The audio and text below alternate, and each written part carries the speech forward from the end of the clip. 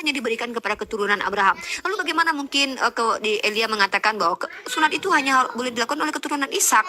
Nah, sementara bahkan ya Kejadian pasal 17 ayat 14. Dan orang yang tidak disunat, yakni laki-laki yang tidak dikerat kulit katanya, maka orang itu harus dilenyapkan dari antara bangsa orang-orang sebangsanya. Bangsa apa pada waktu itu Bani Israel belum ada? Bangsa apa? Di antara bangsanya, kalau ada orang tidak bersunat, dia harus dimusnahkan. Karena dia telah mengingkari perjanjianku.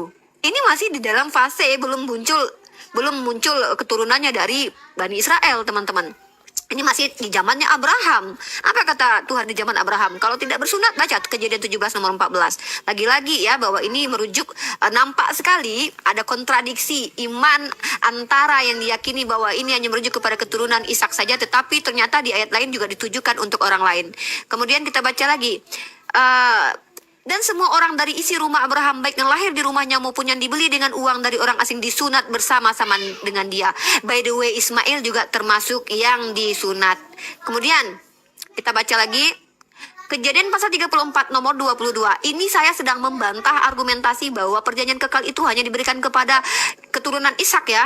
Namun hanya dengan syarat ini orang-orang itu setuju tinggal bersama-sama dengan kita, sehingga kita menjadi satu bangsa, yaitu setiap laki-laki di antara kita harus disunat seperti mereka bersunat. Lagi-lagi orang asing pun bersunat, teman-teman ya.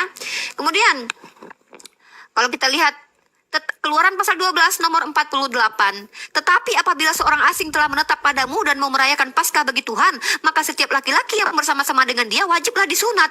Barulah ia boleh mendekat untuk merayakannya. Ia akan dianggap sebagai orang asli, tetapi tidak seorang pun yang tidak bersunat boleh memakannya.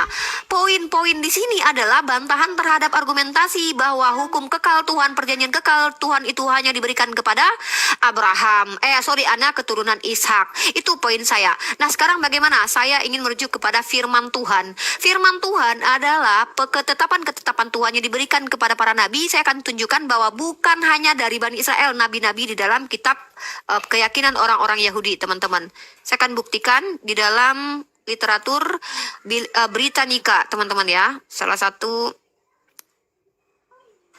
Nah, teman-teman kalau dilihat, ini Britannica, Bileam nabi non-Israel yang dijelaskan dalam kitab Bilangan pasal 22 nomor 24 ya, nabi non-Israel ya, sebagai seorang peramal yang didesak oleh Balak raja Moab untuk mengutuk Bani Israel yang berkemah secara mengerikan di dataran Moab. Bileam menyatakan bahwa dia hanya akan mengucapkan apa yang diilhami oleh Tuhan Yahweh. Ya, Bileam adalah non Israel yang diberikan Tuhan firman juga. Ya, itu dua poin ya.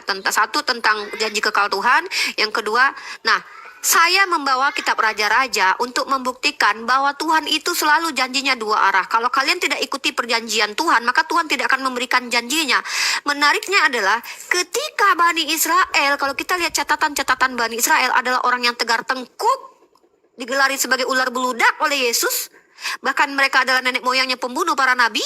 Tetapi kenapa Tuhan masih memberikan kerajaan itu terhadap Bani Israel? Pertanyaan saya. Padahal Tuhan mengatakan tentang moralitas. Oke lah, moralitas ini berkaitan dengan ajaran Tuhan yang di dalam kitab Torah. Kalau mereka hidup sesuai dengan aturan Tuhan dalam kitab Torah, maka kerajaan tidak putus dari Israel. Kenapa Yesus menjadi raja kemudian? Sementara Bani Israel sudah banyak melakukan kedurhakaan terhadap Tuhan, itu pun diakui oleh kitab sucinya teman-teman Kristen. Contohnya Yesus sendiri mengatakan, bukankah nenek moyang kalian adalah orang-orang yang telah membunuh para nabi? Apakah Tuhan tetap akan memberikan janji kepada Bani Israel? Nah, yang menarik di sini kontradiksinya adalah Elia mengatakan bahwa Torah itu diberikan kepada keturunan Abraham. Lalu kenapa kalian yang bukan Bani Israel ditebus dari hukum Torah yang adalah kutukan? Kalian bukan orang pemegang Torah. Torah inilah kata Paulus dalam kitab Roma pasal ketiga, menjadi asbab orang segala sesuatu dikurung dalam dosa. Lalu kenapa kalian berhak ditebus dari kutukan hukum Torah? Itu juga pertanyaan bagi saya. Ya, silakan Elia.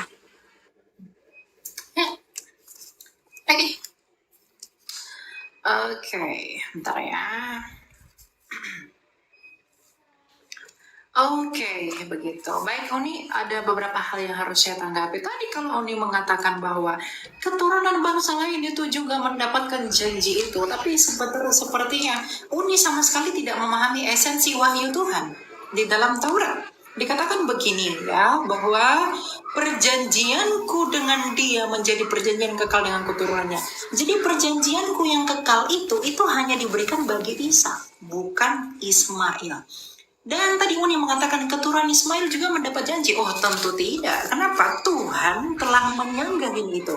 Dia berkata begini tentang Ismail. Ya, aku telah mendengarkan permintaanmu. Aku mau membuatnya, membuatnya beranak cucu dan sangat banyak. Baginya dilahirkan 12 raja, dan aku akan membuatnya menjadi bangsa yang besar. Namun Tuhan sendiri yang ngomong, perjanjianku akan kutetapkan dengan Isa. Ibu lagi debat, nak. Menggunakan Ibu lagi ayat-ayat debat, tolong. Ibu lagi debat. janji ini Adik jangan berisik. diberikan kepada bangsa-bangsa lain. Janji ini diberikan juga kepada keturunan yang lain. Tuhan sendiri atau yang disebut sebagai Bapa atau Allah Tritunggal itu telah memberikan pernyataan yang begitu terang bahwa dia menepis tidak ada harapan janji dari Ismail. Janji itu hanya dari Isa. Kalau kita baca dalam Kejadian 17 ayat 21, Tuhan dengan jelas berkata, namun perjanjianku akan kutetapkan dengan Isa yang akan dilahirkan Sarah bagimu. Saya pikir ayat ini sudah terlalu cukup untuk membantah apa yang disebut oleh Uni Rifa tadi ya. Jadi tidak ada pembenaran bahwa di luar daripada Isa itu tidak mungkin ada janji yang datang untuk menyelamatkan. Lagi pula, janji itu juga didasari oleh Allah itu atas korban darah kepada Abraham. Di dalam Kejadian 15 ya, bahwa Abraham itu akan memiliki keturunan yang begitu besar, yang gilang gemilang. Nah, salah satunya adalah Daud yang menurunkan Mesias. Nah, jadi memang janji itu hanya diberikan kepada keturunannya Isa, yang nanti menurunkan Yakub, yang kemudian Yakub akan memperanakkan Israel atau 12 suku bangsa Israel. Jadi di luar dari Yakub janji itu tidak diberikan. Kalau kemudian tadi Uni mengatakan sunat pun itu ada di bangsa-bangsa lain atau sunat pun itu berlaku bagi bangsa lain. Sekarang kita tidak berbicara tentang sunat itu berlaku atau tidaknya karena itu adalah tanda. Tapi poin yang saya mau elaborasi adalah masalah janji itu. Wahyu itu diberikan kepada siapa? Keturunan Isa. Jadi kalau Uni mengatakan ada keturunan lain yang bisa membantu ini, tentu itu tidak bisa dibenarkan. Nah, kemudian kamu ditebus oleh Taurat. Tidak ada bahkan dalam penghayatan iman keyahudian orang ditebus dengan Taurat. Taurat itu menjadi kutuk bagi kita. Kenapa? Karena kita tidak bisa sempurna melakukan Taurat itu. Tapi oleh karena standar Taurat, maka Kristus yang mati dengan taatnya dia kepada Taurat, Galatia 4 ayat 4, bahwa dia tunduk kepada hukum Taurat dan takluk dan sempurna melakukan itu dan tanpa berdosa, maka kesempurnaannya yang diukur oleh standar Taurat itu membawa kita kepada kebenaran dan pembenaran.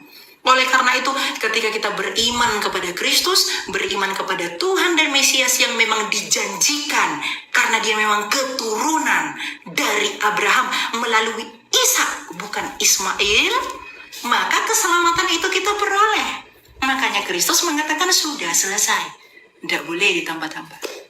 Nah, jadi esensi dari pewahyuan itu adalah peneguhan janji itu sendiri kepada keturunan Abraham, Ishak, dan Yakub. Nah, sekarang kita lihat mengenai Kristus. Apa dikatakan dalam Matius 1 ayat 1 ya. Ayat 1, ayat 2 sampai 6 dikatakan begini. Inilah silsilah Yesus Kristus, anak Daud, anak Abraham. Abraham memperanakkan Ishak.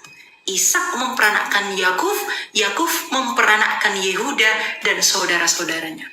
Jadi memang janji itu yang hanya diberikan bagi bangsa Israel yang memang nantinya akan mengerucut kepada Mesias. Karena sejak mulanya pun, sejak kejatuhan manusia ke dalam dosa, Tuhan itu memberi janji. Apa? Janji yang meremukkan kepala ular, dan ular itu akan meremukkan tumit. Dan semuanya itu dalam penghayatan iman kekristenan sudah final ketika Kristus memberikan dirinya di kayu salib dan dia mengalahkan maut dengan bangkit pada hari ketiga. Janji selesai. Gitu ya. Ya, silakan Ani. Oke.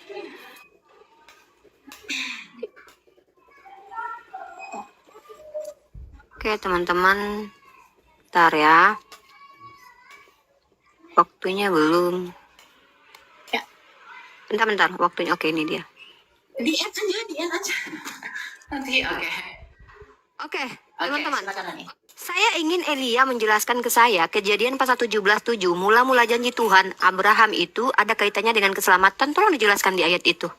Ya, karena di sini perjanjian Tuhan adalah aku akan mengadakan perjanjian antara aku dan engkau serta keturunanmu turun-temurun menjadi perjanjian yang kekal supaya aku menjadi Allahmu dan Allah keturunanmu.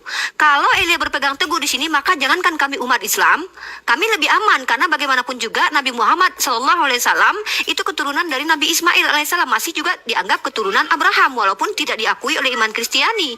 Masalahnya adalah apa kaitannya dengan Kristen? Karena kita bicara tentang keturunan di sini, apa kaitannya dengan Kristen? Kalau kita bicara tentang janjinya hanya untuk keturunan Ishak, apa kaitannya dengan Kristen kemudian? Nah, yang kita bahas di sini adalah perjanjian kekal ini adalah perjanjian hukum dua arah antara Tuhan. Iya, saya sepakati perjanjian kalau mereka keturunan Bani Israel itu akan diberikan tanah Kanaan, betul. Baca perjanjiannya. Jadi tolong ayat dijelaskan secara kontekstual. Penjelasannya bahwa penjelasan ini adalah maksudnya merujuk kepada keturunan dari Yesus nanti yang akan menjadi. Ini apa kaitannya dengan ayat kejadian ini? Kita baca lagi kitab kejadian ini teman-teman ya. Saya lebih menelaah ini doh. Kepadamu dan kepada keturunanmu akan kuberikan negeri ini yang kau diami sebagai orang asing, yakni seluruh tanah Kanaan akan kuberikan menjadi milikmu untuk selama-lamanya dan aku akan menjadi Allah mereka. Di sini jelas bahwa janjinya adalah memberikan tanah Kanaan. Apa korelasi dengan keselamatan Elia? Ya, ayat ini dulu. Jelaskan kejadian 17 dulu. Sementara syariat yang harus dipenuhi oleh keturunan Abraham dan bukan keturunan Abraham adalah di Khitan. Ismail itu di Khitan. Ismail tidak perlu perjanjian dengan Tuhan. Kenapa? Karena Tuhan sudah merahmati dan memberkati dia. Bahkan Elia sendiri sudah mengakui itu. Kenapa ada perjanjian antar Ishak? Raja-raja sudah saya bawakan. Kitab Raja-Raja mengatakan perjanjian itu dibuat oleh Tuhan karena Bani Israel ini tegar tengkuk. Contoh, Nabi itu diutus untuk kaum-kaum yang tidak mengerti Tuhan dulu, seperti Bani Israel yang sering tegar tengkuk, maka diutuslah nabi-nabi setelahnya. Mari kita bahas tentang itu. Saya akan tunjukkan dalam beberapa literasi ya teman-teman ya. Nah, kemudian ya kita lihat, kita masuk ke dalam konteks Islam. Dalam surah Al-Baqarah ayat ke-85. Kemudian kamu Bani Israel membunuh dirimu sesamamu dan mengusir segolongan dari kamu dari kampung halamanmu. Kamu saling membantu menghadapi mereka dalam kejahatan dan permusuhan. Dan jika mereka datang kepadamu sebagai tawanan, kamu tebus mereka padahal kamu dilarang mengusir mereka. Dan poinnya di sini adalah menunjukkan bagaimana sikapnya Bani Israel yang memang layak untuk diberikan nabi terus. Kenapa? Karena mereka adalah orang yang tegar tengkuk. Apa kata Musa? Selagi aku hidup saja, kalian sudah berlaku tegar tengkuk, apalagi setelah aku mati. Wajar orang-orang fasik seperti ini diutus nabi sebagai bentuk kasih Tuhan. Nah, ternyata Tuhan tidak rasis, guys. Tuhannya Bani Israel dalam Bamidbar Rabah, ya kayak saya tunjukkan datanya, menurut pemahaman orang-orang Yahudi juga mengutus nabi untuk bangsa lain. Ntar Bamidbar Rabah 20 ayat 1 teman-teman ya, saya tunjukkan bahwa Tuhan Bani Israel ini bukan Tuhan yang rasis, hanya memberikan keselamatan kepada Bani Israel saja. Mari kita lihat Bamidbar Rabah chapter 20 nomor 1 teman-teman, bahasa Inggrisnya teman-teman ya. Nih. And Balak son of Zippor saw the Torah says dalam Deuteronomy 32, the rock perfect his work for all of his ways are justice. Hasem did not given the non-Jews an opening to say in the future, you have this tense. What did Hasem do? Just like he set up king and and prophet for the Jews. Begitu juga ya, ketika Tuhannya Bani Israel memberikan raja, nabi atau orang-orang inilah ya kepada orang Jews, he set this up for the non-Jews. Dia juga memberikan hal yang sama kepada non-Jews. He set up Salomo is a king He set up Salomo as a king over the Jews and the entire earth. Ya, maksudnya di sini saya ambil poin di sini bahwa orang Yahudi sendiri mempercayai Hashem itu tidak rasis, tidak hanya memberikan keselamatan. Nabi-nabi tidak diutus hanya untuk orang Bani Israel, bahkan mengirim juga nabi-nabi dari bangsa lain untuk bangsa lain juga. Itu poin saya ya. Nah, kemudian itulah saya tunjukkan Bileam itu juga nabi dari non-Israel. Nah, saya bawa raja-raja tadi bukti bahwa apakah benar Tuhan yang disembah oleh Elia adalah Tuhan yang rasis, hanya memberikan keselamatan kepada keturunan Abraham, tapi kemudian menyelamatkan Bani Edom, orang tidak berkuluk, di satu abad kemudian, abad pertama kemudian. Di abad-abad sebelum Yesus lahir, Tuhan hanya menyelamatkan Bani Israel. Tiba-tiba di abad pertama, orang yang tidak berkuluk, orang yang tidak mengenal Torah diselamatkan Tuhan. Artinya ada perbedaan doktrin ya yang kontradiksi penjelasan Elia. Ketika Elia mengatakan bahwa keselamatan itu hanya untuk Bani Israel atau datang dari Bani Israel, tapi tiba-tiba kita lihat, apakah ada nabi dari Kirene? Ada, coba lihat dalam Kisah Para Rasul bahwa ada nabi dari Kirene yang bukan Bani Israel. Ini kita lihat ya. Saulus, kemudian waktu habis. Sorry. Terlalu Masih ada? waktu Uni yang kita cintai ini. Masih ada 2,51. Aku udah win. Udah habis. Nanti setelah aku ini kita udah 2 putaran. 2 putaran lagi baru closing. Oke, ya, bentar ya. Uni lanjut aja. Oh ya, oke. Ini Elia ya. Oke. Oke, gitu ya. Oke. Nah, ya kita tanggapi dengan baik ya. Yang pertama tadi Uni mengatakan bahwa keturunan Ismail juga mendapat janji dari Kejadian 17 ayat 7. Kita baca ya.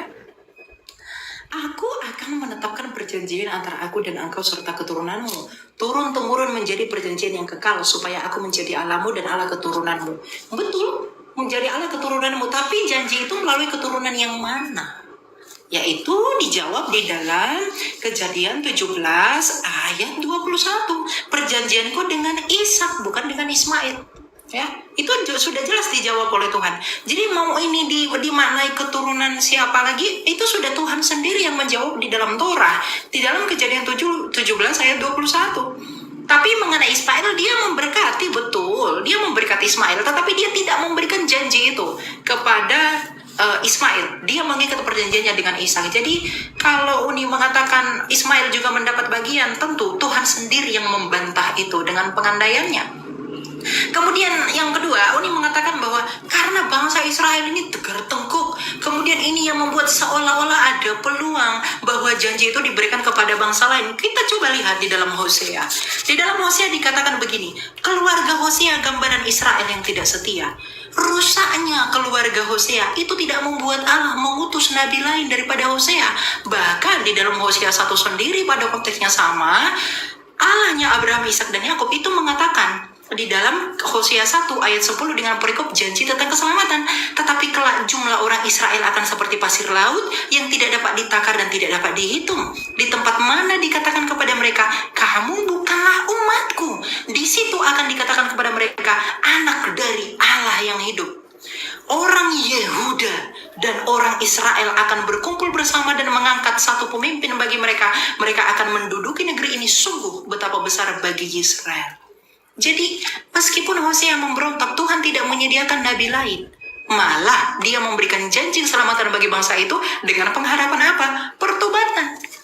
Jadi kalau Uni mengatakan karena orang Israel itu begitu tegar tengkuk, kemudian seolah-olah memberi peluang adanya nabi di luar bangsa Israel yang harus diutus untuk memperbaiki itu tidak pernah relevan di dalam kitab suci.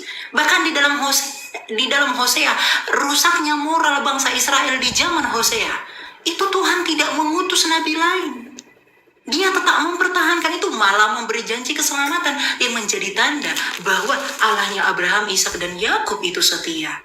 Ini sekaligus membantah argumentasi Unirifa yang mengatakan seakan-akan Tuhannya Israel itu rasis. Padahal di dalam apa tadi dikatakan itu Batmit Baraba, Tuhan itu menyelamatkan bangsa-bangsa lain. Pertanyaan saya, kalau memang Uni konsisten bahwa di Batmit Baraba itu orang diselamatkan, apakah orang yang tidak berlaku Taurat juga akan diselamatkan? Kalau Uni pergi ke bangsa Israel sekarang, apakah mereka menerapkan 613 Taurat kepada orang non-Israel? Mereka hanya menerapkan 7 hukum Nuh. Lalu di mana letak keselamatan di luar bangsa Israel kalau Uni menggunakan Batmi Baraba tadi? Padahal Taurat yang menjadi dasar penyelamatan mereka tidak diberikan kepada mereka. Menurut Mazmur 147 ayat 19 sampai 20. Itu yang kontradiksi. Bagaimana mungkin orang diselamatkan di luar Taurat dalam keimanan Yahudi? Artinya bukan Batmit Baraba itu yang salah, tapi Uni yang menafsirkannya terburu-buru. Bahkan tadi Uni sempat menyatakan bahwa ini menjadi indikasi bahwa ada nabi yang harus diberikan kepada bangsa Israel. Rusaknya moralitas bangsa Israel tidak membuat Tuhan mengutus nabi di luar dari bangsa mereka. Bahkan Tuhan sendiri itu memberikan janji tentang keselamatan kepada Yehuda. Israel sendiri yang rusak tidak dari luar, tetap dari dalam. Itulah konsistensi Allahnya Abraham, Ishak, dan Yakub. Jadi meskipun tadi Yuni membawakan sumber tulisan-tulisan Rabi Yahudi dalam Bat Pibar Rabah tadi, itu tidak memungkinkan orang diselamatkan di luar bangsa Israel. Kenapa? Penyelamatan mereka itu didasarkan pada Torah, pengampunan dosa oleh pemercikan darah di atas Beth Hamikdash yang ada di dalam Tauratnya mereka. Lalu bagaimana mungkin mereka bisa diampuni? Sedangkan hukum Taurat itu tidak dijatahkan pada mereka. Karena Tuhan tidak berlaku begitu bagi bangsa lain. Jadi semua argumentasi itu saya kira tidak relevan. Tapi apa yang mau disampaikan tadi itu semakin menunjukkan dan mengukuhkan bahwa memang janji itu diberikan kepada Ishak dan Yakub. Dan itu digenapi dalam Kristus. Oke, terima kasih. Oke.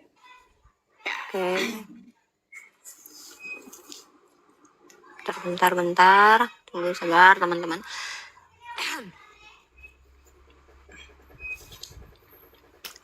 Oke, ini dia. Ini putaran keempat ya. Oke. Teman-teman, ini sangat blunder juga ya saya katakan. Kenapa? Pertama, saya tadi mengajak Elia untuk membahas janji sunat itu, korelasinya dengan keselamatan. Elia membawa Abraham di awal. Saya sebenarnya temanya kan transmisi kitab suci, tapi akhirnya kita menuju kepada wahyu dari Abraham. Abraham di situ dinyatakan bahwa janji itu adalah janji tentang sunat, di mana janji dua arah. Bahkan kalau tidak dilakukan akan dimusnahkan dari bangsa-bangsa. Ternyata poin penting saya adalah bantahan terhadap Elia bahwa janji itu ditunaikan bukan hanya untuk keturunan Abraham, karena orang yang dibeli Abraham pun ikut, including di dalam itu. Itu poin saya yang tidak ditanggapi oleh Elia, dan di mana di situ korelasinya dengan keselamatan yang Yesus akhirnya menjadi seorang penyelamat bagi Elia dan orang-orang Kristen lainnya. Itu yang menjadi pertanyaan bagi saya. Nah, kalau kita lihat apakah tidak ada nabi di Bani Israel? Justru dalam kitab Perjanjian Baru ada nabi di luar Bani Israel itu. Di dalam kisah para rasul pasal ke-30 ya, ayat pertama, pada waktu itu dalam jemaat di Antioquia ada beberapa nabi dan pengajar, yaitu Barnabas, Simeon, disebut Niger, dan Lukius orang Kirene. Nah, dan Manahem diasuh bersama dengan raja wilayah Herodes. Nah, di sini ada nabi. Setelah Yesus lahir pun ada nabi, masih ada nabi, teman-teman. Nah, dan ini yang saya katakan, Hagar itu diusir bukan karena, ini saya katakan ya, ini mohon maaf, konsekuensi menjatuhkan Tuhan yang sangat rasis. Ketika Sarai melihat Hagar bermain dengan Ishak, Sarai tidak mau berbagi warisan dengan Ismail. Itu poin pentingnya juga, teman-teman harus baca dalam kitab Kejadian. Disitulah Sarai mengusir Hagar dengan Ismail karena Sarai tidak mau berbagi warisan. Dan Tuhan menurut iman Kristiani dan Yahudi membenarkan ketidakmauan Sarai berbagi warisan dengan Ismail. Sementara bilangan pasal 21, kalau tidak salah ayat 15 tentang hak kesulungan anak. Hak kesulungan anak dari istri yang tidak dicintai tidak boleh digantikan dengan istri yang tidak dicintai, dengan istri yang istri yang dicintai.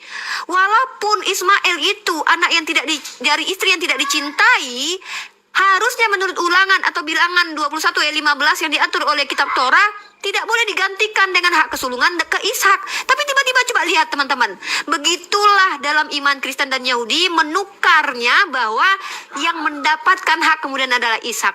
Padahal dalam kitab mereka sendiri diatur hak kesulungan anak. Jadi intinya di sini adalah, kalau saya melihat, saya tidak menafikan Yahudi tidak menyukai Ismail, Kristen tidak menyukai Ismail, karena kitab Yahudi ini adalah kitab yang ditulis oleh orang-orang Yahudi. Jadi kalau ada isinya yang lebih menguntungkan kepada mereka, itu hal wajar. Anehnya teman-teman Kristen mengatakan bahwa keselamatan datang dari Bani Israel, tetapi justru Yesus sendiri bukan Israel secara nasab. Yesus adalah anak seorang wanita Israel. Buktinya kalau wanita tidak bisa menjadi nasab, Yakub itu punya 13 anak. Kenapa yang disebut Bani Israel hanya 12 orang? Kenapa Dina tidak disebut sebagai Bani Israel? Karena dia perempuan.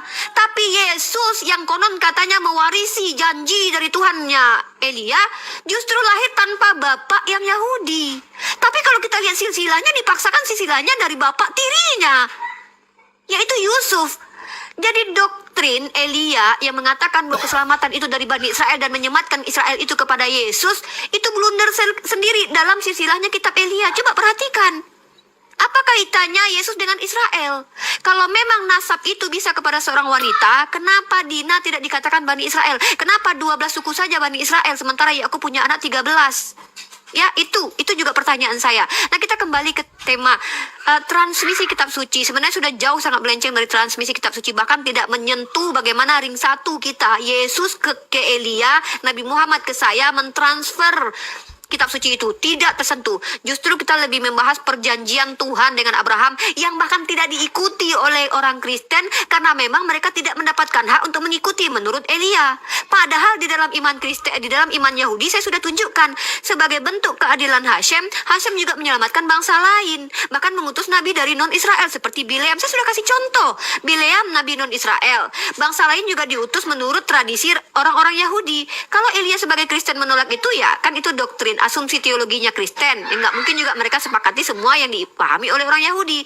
Masalahnya saya membawa literatur, teman-teman, ya, bahwa ketika Tuhan hanya menyelamatkan Bani Israel, ini konsekuensinya Tuhan itu rasis. Makanya di dalam Babit Baraba 20 nomor 1 tadi, sebagai bentuk keadilan Hashem, Hashem juga mengutus nabi untuk non-Yahudi. Itu menurut mereka, Yahudi mengakui seperti itu.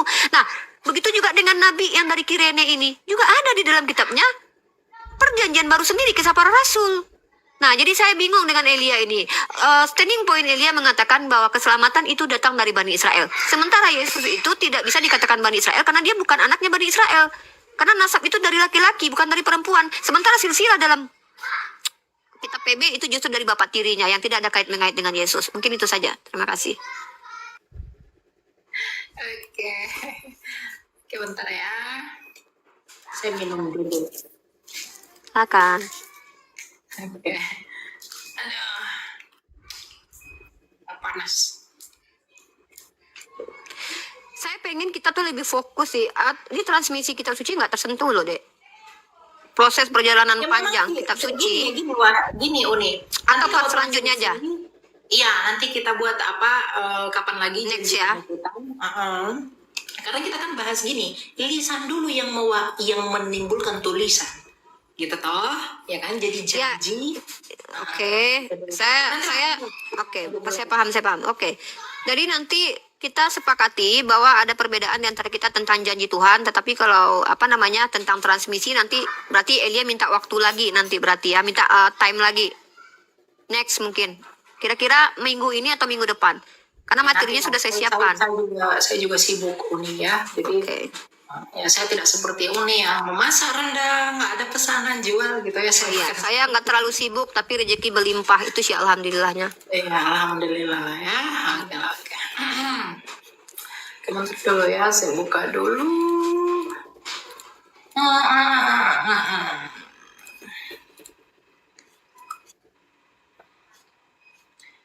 Oke. Data saya yang saya siapkan Albert akhirnya tidak tersentuh. Serius. Data yang saya siapkan Albert tidak tersentuh tentang transmisi kitab suci. Data yang saya siapkan tuh sudah mapan tapi tidak tersentuh. Justru kita membahas tentang janji Abraham. Nah itu ya. Kalau kritik teks itu lebih seru sebenarnya. Oke, ini kita lanjut ya. Saya coba itu nih, tekan lagi. Saya biarin. Oke. Ya. Nah, tadi mengatakan mengenai sunat itu lagi-lagi sebenarnya saya harus katakan poinnya itu tidak didapat karena memang sunat itu adalah tanda, betul. Kalau tadi Uni menggunakan Kejadian 17 ayat 7 itu tidak melegitimasi bahwa itu diberikan kepada bangsa lain. Tuhan sendiri sudah menolak itu. Tuhan sendiri mengatakan bahwa perjanjianku akan kutetapkan dengan Ishak. Jadi janji itu hanya untuk Ishak. Kalau ini mengatakan dari hal-hal ini, dari ayat 7, seisi rumahmu dan lain-lain, itu karena Abraham. Itu mempengaruhi orang-orang yang ada di rumahnya sebagai orang yang dipilih Tuhan. Ya termasuk Ismail ya pasti. Tetapi janji mengenai apa yang Tuhan mau berikan itu hanya diberikan bagi Ishak. Jadi kalau ini tadi katakan Ismail juga diberikan, itu tidak relevan ya.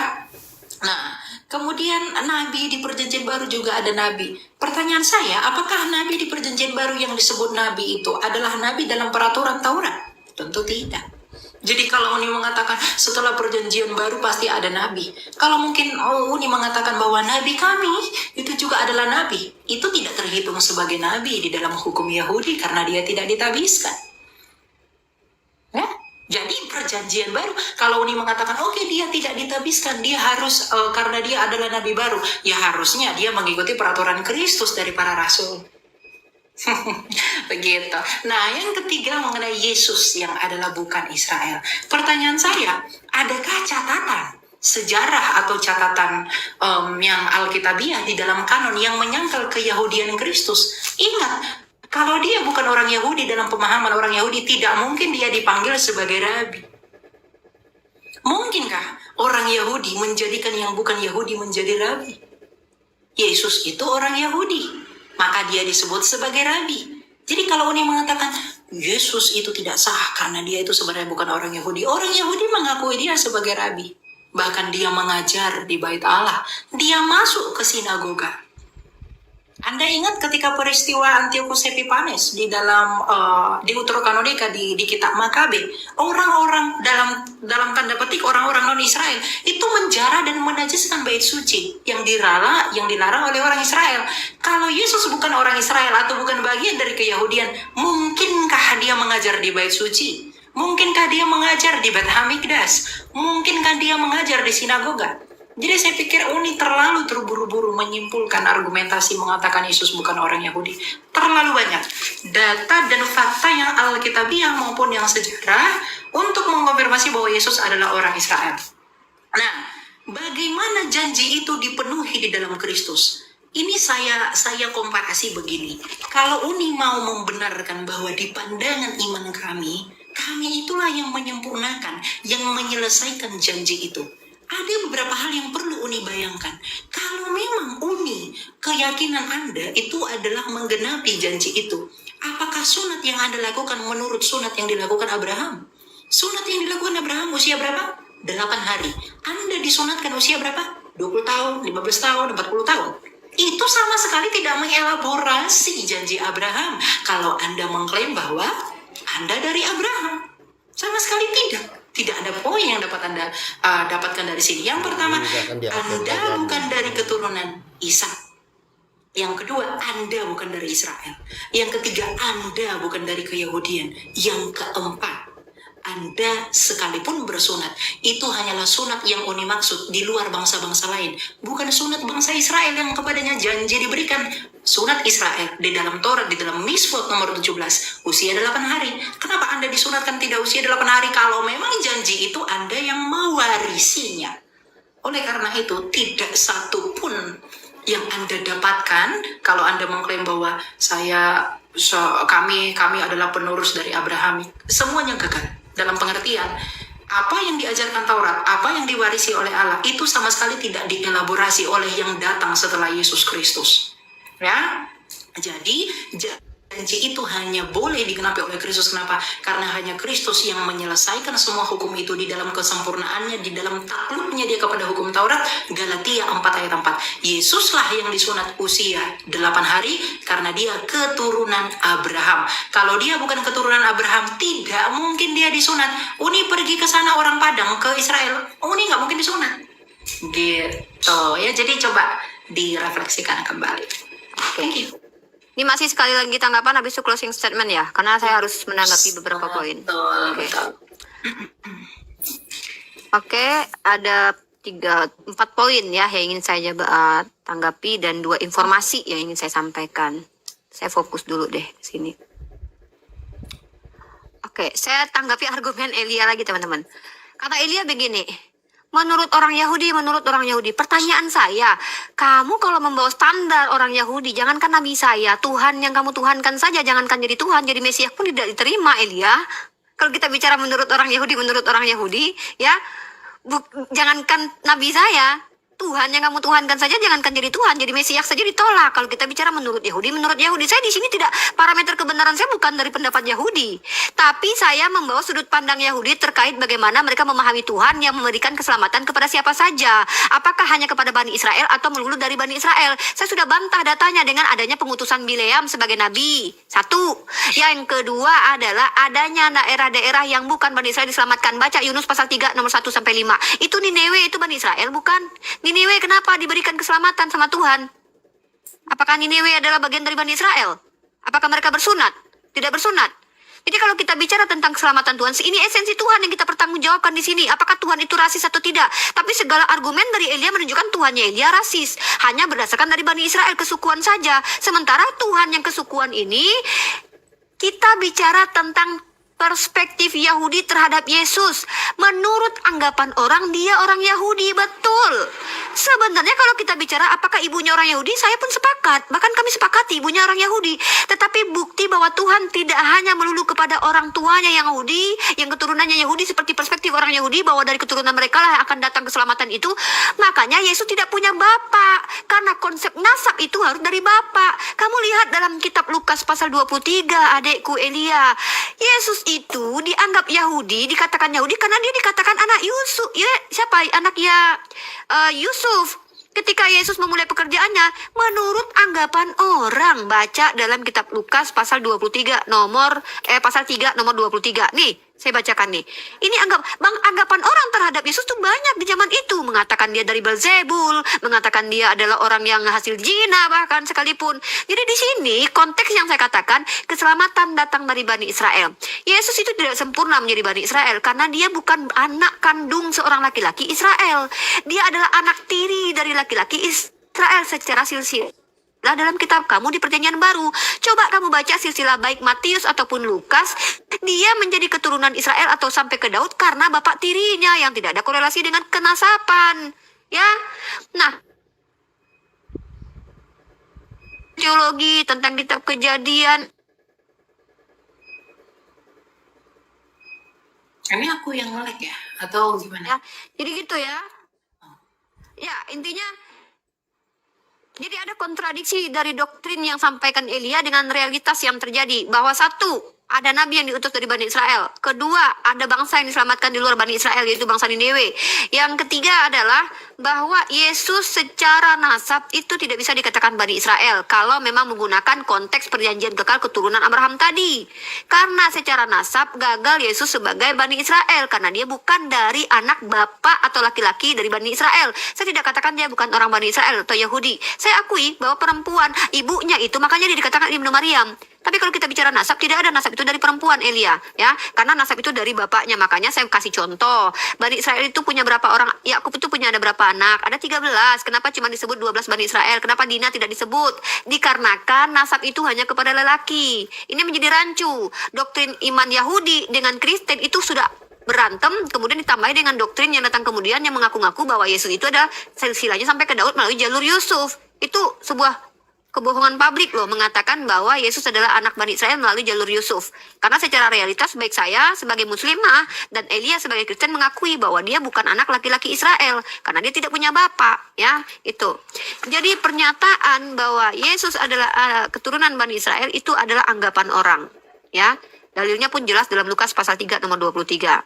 Dan saya bacakan sekali lagi ya. 1 Raja-Raja pasal 2 ayat 3 sampai 4. Lakukanlah kewajibanmu dengan setia terhadap Tuhan Allahmu dengan hidup menurut jalan yang ditunjukkannya dan dengan tetap mengikuti segala ketetapan, perintah, peraturan dan ketentuannya seperti yang tertulis dalam hukum Musa, yaitu Torah, teman-teman ya, supaya engkau beruntung dalam segala yang kau lakukan dan semoga Tuhan menepati janji yang diucapkannya tentang aku, yakni jika anak-anak lakimu hidup tetap di hadapanku dengan setia, dengan segenap hati, dengan segenap jiwa, maka keturunanmu takkan terputus dari tahta kerajaan Israel. Menariknya adalah orang-orang Bani Israel sudah banyak melakukan kemaksiatan, termasuk Salomo. Teman-teman ya, Salomo sendiri, ini bermasalah ini laptop aku. Halo, tes. Ini teman-teman kalau dilihat ya, berapa kali Bani Israel mengingkari, bahkan Salomo sendiri yang anak Daud itu mengingkari kesepakatan dengan Tuhan dengan menyembah kepada dewa lain. Apakah Tuhan yang berkata kalau kau penuhi janji, aku penuhi janji, tiba-tiba memenuhi janji walaupun Salomo tidak memenuhi janji tersebut? Ini kan akhirnya Tuhan esensinya ternista kemudian ya, tidak konsisten dengan janjinya. Terima kasih. Ini closing statement atau masih tanggapan? Ini kita udah bukanlah nanti kan apa aku lagi baru Uni baru aku lagi. Jadi sekarang aku nanggapin Uni, nanti Uni closing statement, baru aku lagi closing statement gitu. Oke pas ya? Oke. Boleh. Duh, sebentar yang di YouTube. Aduh. Bentar Elia jangan lanjut dulu, bentar. Enggak, ini Uni di YouTube Iya. putus. Uni mau sampaikan di YouTube dulu nih. Putus dia. Aduh. Oh, terputus ternyata.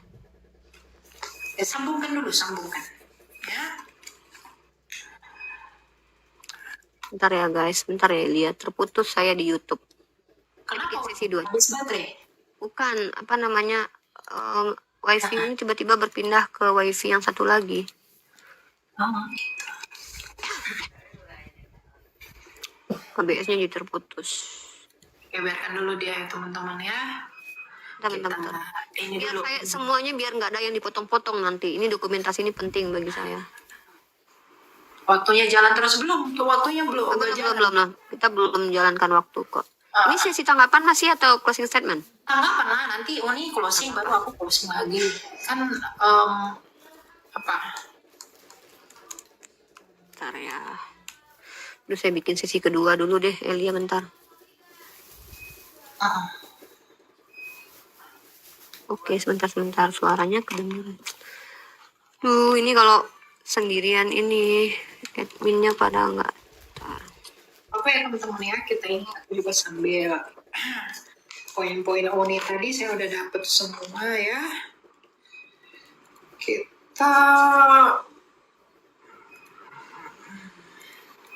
oh ya.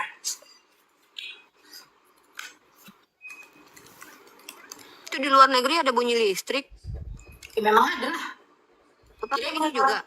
Nggak ada listrik. Nggak, maksudnya pakai sistem kayak di Indonesia juga ya, pakai Jadi sistem pakai apa? Pakai pulsa gitu. Pakai pulsa juga. Oh. Tweet katanya. Bentar. Saya ulang lagi Kirimin itu. aku rendang Uni. Hah? Kirimin aku rendang. Tapi udah di Amerika ya? Di Jenewa aku. Di Wakanda. Jenewa. Mana itu? Elia. Jenewa. Jenewa itu masih di planet bumi? Iya. Sinilah alamatnya biar Uni kirimkan rendang rohani. Nanti disantet pula loh. Ya kan pasti Uni kasih racun lah. Uni mau menguji keimanan kamu. Katanya barang siapa yang beriman. Oke gimana? Udah enggak? Bentar dulu, sebentar lagi. Kan orang Kristen kalau diuji keimanannya dia bisa nggak mati makan racun. Iya, saya udah Ntar dicoba. aku prolog dulu di ini aku prolog dulu di YouTube aku. Teman-teman yang di YouTube mohon maaf ya teman-teman ya. Aku minta maaf dengan sangat minta maaf kepada teman-teman yang di YouTube ya. Momen penting diskusi dengan Elia ini tema tidak sesuai ya, transmisi kitab suci jauh panggang dari api. Tapi tidak apa-apa, Elia janji nanti kita akan bahas transmisi kitab suci. Semoga dia tidak menghilang di lautan api ya, karena kemarin hampir berkali-kali aku kejar dia lewat Joseph gitu. Elia, bener ya, janji lo Elia, janji laki-laki lo. Transmisi kitab suci selesaikan lo sama Uni. Ya ini nggak ada sama sekali transmisi kitab suci ini. Ini masih interpretasi ayat teman-teman. Di bawah malah asumsi Kita teologi. kan seharusnya Uni ngerti kalau esensi wahyu berarti inti dari wahyu. Uni seharusnya ngerti itu. Ya, Inti nggak apa-apa. dari wahyu menurut asumsi teologi Elia. Yang Kristen yang berbeda dengan Kita kan inti dari wahyu Abraham. Iya.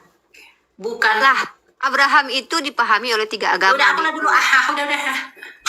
Udah bahas. Tunggu dulu. Transmisi kitab suci itu jangan di ini loh. Udah 3 kali loh kita gagal loh. Aman. Kayak berat kali judulnya itu. Aman itu. Ya akan. Transmisi kitab suci kritik teks soalnya. Oke. Iya. Oke, nah yang pertama ya, kalaupun memang Uni itu menganggap dirinya sebagai Yahudi, kemudian mengatakan Yesus itu tidaklah Mesias dalam pemahaman orang Yahudi, bukankah orang-orang Yohanes dan lain-lain itu orang Yahudi? Mengapa ia mengaku Yesus itu adalah orang sebagai Mesias? Orang yang dibaptis oleh Petrus, 3.000 orang, apakah mereka bukan orang Yahudi? Sepertinya Uni ya tidak mengetahui hal ini ya. Kemudian kalau Yesus tidak dianggap Mesias, sekalipun Uni orang Yahudi, kepada siapakah Yesaya 53 pantas dilakukan? Kepada siapakah Yesaya 53 dalam sejarah itu bisa dikatakan? Jadi sekalipun Uni orang Yahudi, Uni akan kebingungan menjawab ini. Di mana Yesaya 53 itu akan diberikan kalau bukan kepada Kristus? Nah, itu yang pertama. Ya, jadi orang-orang Yahudi pada masa itu pun dialah yang menuliskan kitab suci. Dialah yang memperkatakan, bahkan Yohanes dalam 1 Yohanes berkata apa? Apa yang kami lihat, yang kami raba dan kami dengarkan, itulah yang kami beritakan mengenai apa? Firman yang hidup. Apakah dia bukan orang Yahudi? Tentu dia orang Yahudi. Jadi kalau dikatakan orang Yahudi pun tidak mengakui dia, Yahudi modern, ya tentu tidak mengakui dia. Tapi Yahudi yang mula-mula itu tentu mengakui dia. Jadi kalau Uni mengatakan bahwa Yahudi tidak menerima Yesus sebagai Mesias, yang menulis kitab suci ini orang-orang Yahudi. Paulus, rabi Yahudi. Kurang apa Paulus? Anak dari Rabban, murid dari Rabban Gamaliel, seorang yang begitu cerdas. Ya, jadi kalau dikatakan Yesus tidak dianggap Mesias oleh orang Yahudi, itu penafsiran yang tidak benar. Yang kedua, Tuhan menyelamatkan Niniwe. Tuhan menyelamatkan Niniwe itu bukan dalam pengertian ikatan perjanjian. Kalau Uni mengatakan misalnya bahwa bangsa-bangsa lain juga diselamatkan, artinya keselamatan mengenai janji itu diberikan kepada mereka. Tuhan sudah jelas membantah bahwa janji itu hanya diberikan kepada keturunan Isa. Apa yang mau Anda tambahi dari apa yang tertulis di dalam Torah? Tentu itu tidak relevan. Ya. Kemudian yang ketiga, Yesus anak Yusuf. Dia itu hanya anggapan orang. Kalau dia hanya anggapan orang dan tidak valid di dalam pemahaman iman Yudaisme, bisakah dia mengajar di Bait Allah? Bisakah dia disebut rabi? Bisakah dia mengajar di sinagoga? Kalau status keyahudiannya tidak diterima, kalau dia secara hukum tidak diterima sebagai orang Yahudi, mungkinkah orang Yahudi membiarkan dia di dalam hukum Taurat? Mungkinkah orang Yahudi menerapkan Taurat kepada dia? Kalau Uni ada waktu pergi jalan-jalan ke Israel, di sana Uni pergi, orang Yahudi pun tidak akan menerapkan 613 misbot kepada Uni, karena Uni bukan bangsa Israel. Tapi Yesus dalam Galatia 4 ayat 4 takluk kepada itu semua. Oleh karena kesempurnaannya itulah dia layak menjadi Mesias. Nah, kemudian ada beberapa hal, semua pertanyaan saya itu tidak ada yang Uni jawab. Dalam pengertian yang pertama, ya, di mana keimanan Uni bisa dibenarkan dalam diskusi ini? Kalau Uni mengatakan kami yang mewarisi janji itu. Oke, janji itu tandanya apa? Tanda sunat. Sunat itu menurut Misfot dan kesetiaan kepada Taurat itu usia 8 hari. Pertanyaan saya, keimanan Uni disunat pada usia berapa hari? Kalau memang esensi dari yang tadi Uni tekankan itu adalah sunat. Kemudian yang kedua, mengenai status kenabian. Siapakah yang menabiskan dia? Kalau Yesus jelas, dia dibaptis oleh Yohanes di dalam tefilah orang Yahudi. Makanya dia disebut sebagai Mesias. Dan di mana ini dapat dibenarkan? 2 poin ini saja dulu.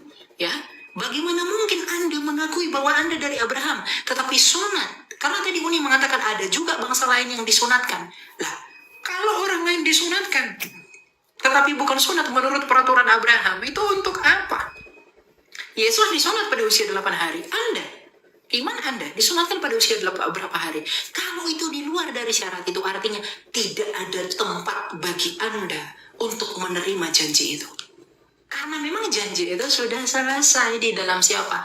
Kristus Yesus Tuhan sebagai Mesias. Dia diterima oleh orang Yahudi sebagai Mesias, makanya orang Yahudi lah yang menuliskan Injil Sinoptik.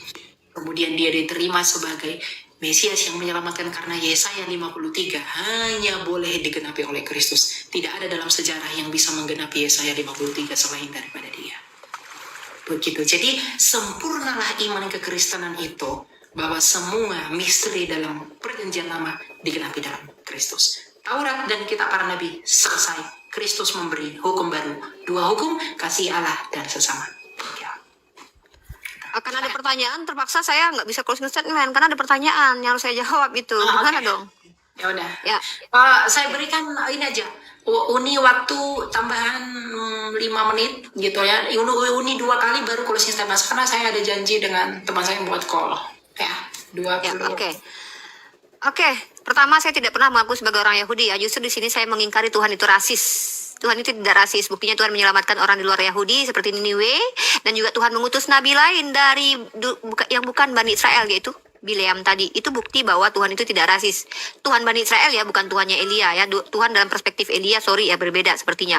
Kemudian janji yang dimaksud itu janji apa sih, Dek? Kan Uni sudah bilang kitab Kejadian 17 itu janji bahwa akan diberikan tanah Kanaan kepada Bani Israel, itu betul.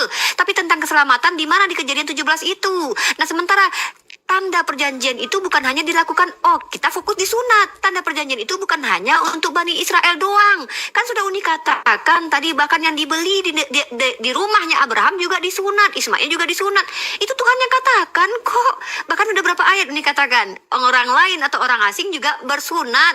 Nah, terus Elia bilang, sunatnya seperti siapa? Seperti Abraham enggak? Lah, emang Abraham sunat umur ke-8 apa? Hari ke-8? Enggak, Abraham tuh udah tua ketika disunat. Ya, jadi batasan umurnya ada yang tua, ada yang kecil. Emangnya Abraham di umur ke-8 dia? Tidak. Itu pahami juga itu. Abraham udah tuir, dia tuh udah alot. Pakai apa itu? Nggak tahu saya disunatnya pakai apa, saking udah alotnya. Kemudian, itu saya tidak dapat jawaban juga tuh di Kejadian 17, di mana janji keselamatan itu harus datang dari Bani Israel. Nggak ada kaitannya. Itu janji sunat, di mana Tuhan akan jadi Tuhan dari keturunan Bani Israel. Gitu. Lah, saya katakan begini ya, saya tidak mengingkari bahwa Yesus itu keturunan Bani Israel, bukan. Tapi dalam perspektif bahwa orang Yahudi itu menerima Mesias yang dari keturunan asli Bani Israel. Sementara Yesus itu dikatakan silsilahnya menuju Bani Israel bukan dari keaslian dia sebagai Bani Israel asli, bukan. Tetapi karena dia dikatakan anaknya Yusuf, nih menurut anggapan orang, nih anggapan orang yang keliru dituliskan di dalam kitab kalian menjadi doktrin kemudian. Nih, menurut anggapan orang dia anak Yusuf sampai ke Bani Israel, sampai ke Yakub, sampai ke Daud. Anggapan orang yang keliru dibenarkan dalam kitab kalian. Nah, inilah saya mengatakan bukan berarti Bani Israel saja yang mendapat keselamatan dan diberikan keselamatan atau menjadi juru selamat. Kenapa? Karena Yesus yang bukan bapaknya Bani Israel, hanya ibunya Bani Israel pun diberikan kuasa menjadi nabi. Itu saya akui sebagai Mesias. Inilah perbedaan kita. Kamu bersama dengan Bani Israel, tapi kamu sama seperti Bani Israel, bahwa yang namanya nabi itu harus dari keturunan Bani Israel, pokoknya harus. Sementara kamu juga akui bahwa Yesus bukan anak kandung dari seorang laki-laki Israel, tapi anak tiri dari laki-laki Israel. Kamu percaya dalam Matius, kamu percaya dalam Lukas, silsilah dia bukan dari bapak kandungnya. Inilah kenapa Allah secara hikmah, kenapa Allah hadirkan Nabi Isa tidak punya bapak, untuk membantah kesukuan ini, untuk membantah orang-orang rasis, membantah kebencian kepada satu kaum yang menganggap kaum mereka lebih hebat, lebih superpower daripada yang lain. Inilah Bani Yahudi. Orang-orang Yahudi bukan hanya sekedar tegar tengkuk. Lalu kamu bilang kamu percaya kepada Paulus. Inilah herannya saya dengan kamu. Saya lebih mengikuti Yesus. Kata Yesus apa? Hati-hati dengan ragi Farisi, kaum munafik. Kamu percaya kepada Farisi yang Yesus peringatkan kepada murid-muridnya. Hati-hati dengan Farisi munafik. Dan kamu menganggap perkataan Paulus itu benar ketika dia mengaku bertemu dengan Yesus. Inilah ngerinya kalian gitu loh. Secara asumsi teologi silakan kamu benarkan Yesus itu keturunan Israel. Bahkan silsilahnya bisa saya bantai, itu tidak benar karena banyak penghilangan nama orang di situ. Dipaksakan bahwa Yesus adalah keturunan dari Daud. Sementara bergejolak tentang siapa Yesus menurut orang Yahudi pada zaman itu yang bukan tertulis dalam kitab kalian yang mengaku Yahudi. Dia dikatakan anak hasil zina dengan patera. Dalam Islam juga dikatakan bahwa Nabi Isa dituduh sebagai anak zina pada waktu itu. Nah, oke, saya fokus ke dalam Al-Quran. Esensi wahyu, sudah saya katakan, kata wahyu itu hanya muncul dalam Al-Quran, sayang. Dari kata waha.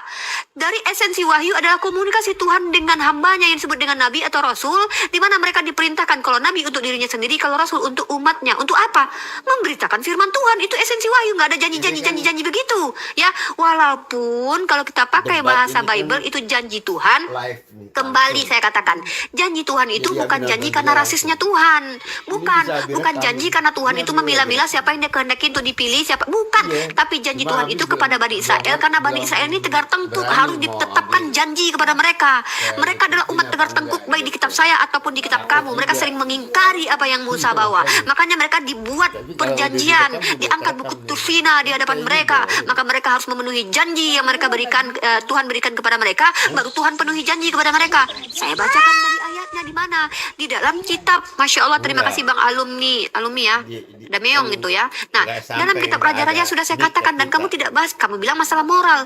Jelas di sini dikatakan setiap Bani Israel harus menjalankan perintah hukum Torah supaya kerajaan Israel tetap.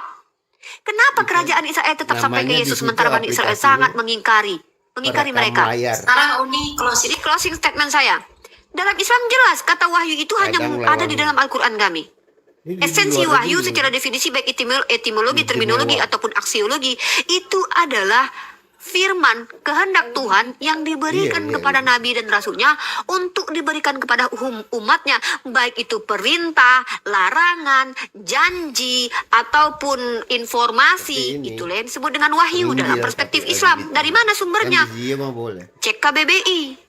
Wahyu sendiri adalah informasi Tuhan, komunikasi Tuhan dengan Ya, para Indonesia nabinya. sih, Nah, kayak Jawa. janji adalah salah satu bagian wahyu. Itu dalam Islam ya. Sorry. Ya. Oke, saya katakan ya. Ya.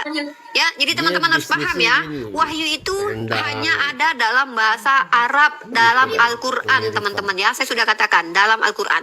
Jadi yang berhak menjelaskan wahyu itu justru seharusnya orang Islam, karena orang Islam yang memiliki frasa wahyu itu. Padanan katanya dalam bahasa Ibrani adalah khazon. Silakan Elia jelaskan definisi khazon atau apapun itu.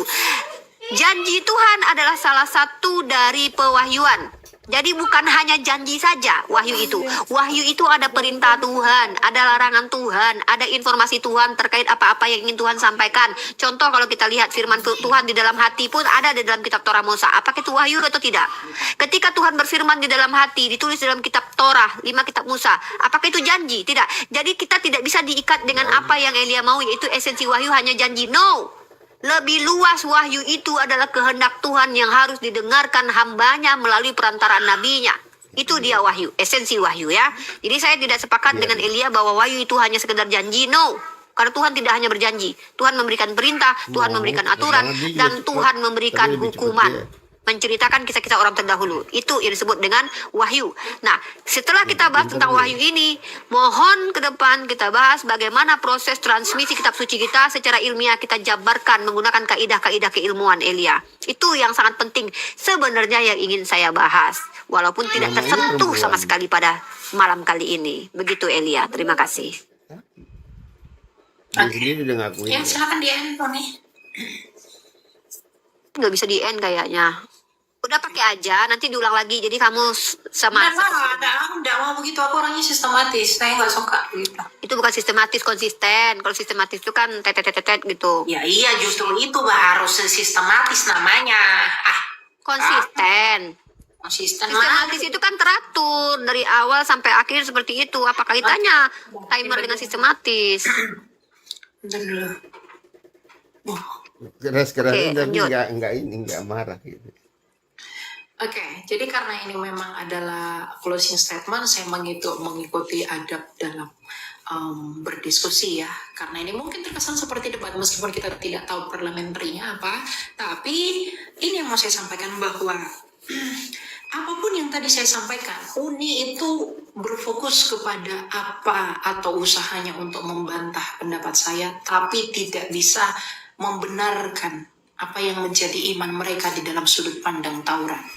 Karena Taurat sudah jelas memberikan pandangan yang baku bahwa status kenabian, tentang perjanjian, dan lain-lain. Enggak, suaranya kok. Janji itu Semuanya hanya dulu diberikan nyangka bagi keturunan Isa. Kalau kita melihat di dalam Kejadian 12 ayat 1 sampai 3, di situ dikatakan bahwa Tuhan akan memberkati, Dia akan menjadi berkat. Berkat apa itu? Berkat keselamatan yang dilakukan di dalam apa? Di dalam darah untuk pengampunan dosa.